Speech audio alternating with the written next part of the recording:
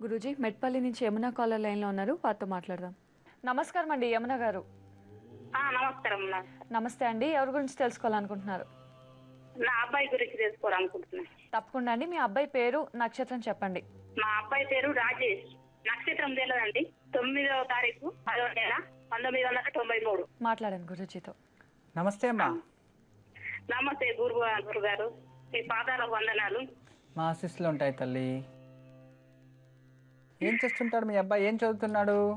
మా అబ్బాయి బీటెక్ చేసిండు, సెకండ్ ఇయర్ ఆపేసిండు. అయితే ఇప్పుడు వెబ్సైట్ చేయాలనుకుంటున్నాడు. బీటెక్ 2వ సంవత్సరం చదివి బంద్ చేసిండు, ఆపేసిండు చదువు. మధ్యలో ఆపేసిండా? సగంలోనే? ఓకే. ఇప్పుడు వెబ్సైట్ చేయాలనుకుంటుండు. వెబ్ డిజైనింగ్ నేర్చుకోవాలనుకుంటున్నాడా? వెబ్సైట్ అవి పెట్టాలనుకుంటుండు గురుజీ. మీ కొడుకుంటే పక్కల ఇచ్చేయి తల్లి, వాళ్ళతోనే మాట్లాడేస్తారు. సార్ వెబ్సైట్ పెట్టాలనుకుంటున్నా. ఓకే. నేనే సొంతంగా వెబ్సైట్ పెట్టాలనుకుంటున్నా. ఇందులో మీకు అనుభవం ఉందా? అనుభవం అంటే ఫస్ట్ స్టార్టింగ్ అని అవన్నీ ఐడియా ఉంది నాకు. ఓకే. ఇవి మీరు ఒక్కరే పెడతారా, కలిసి ఏమైనా చేయాలనుకుంటున్నారా? అంటే ఫ్రెండ్స్ తోటి 3 ఫ్రెండ్స్ ఉన్నారు, వాళ్ళతో చేయాలనుకుంటున్నాను. నీకు పచ్చి నిజం చెప్పాలంటే నీకు పార్ట్నర్షిప్ పచ్చరాజు, ఇది ఫస్ట్ ఆలోచించుకోండి. Okay okay. నీ జీవితంలో నువ్వు ఎవరితో అయితే పార్ట్నర్తో ఫ్రెండ్స్తో కలిసి నువ్వు ఏ పని చేసినా జీవితంలో అభివృద్ధి అనేది ఉండదు.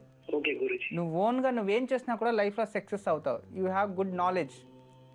కానీ ఇందులో ఇది ఐటీ డిపార్ట్మెంట్ కదా?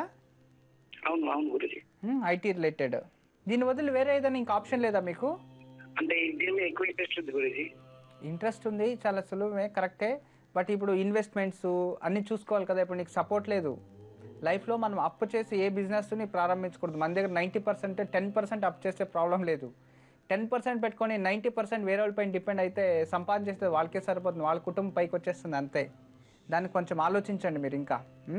ఎందుకంటే మీరు పుట్టినది పునర్వాసు నక్షత్రం, మిథున రాశిలో జన్మించారు. కానీ జన్మజాతకం ప్రజెంట్ అంత మంచిగానూ లేదు.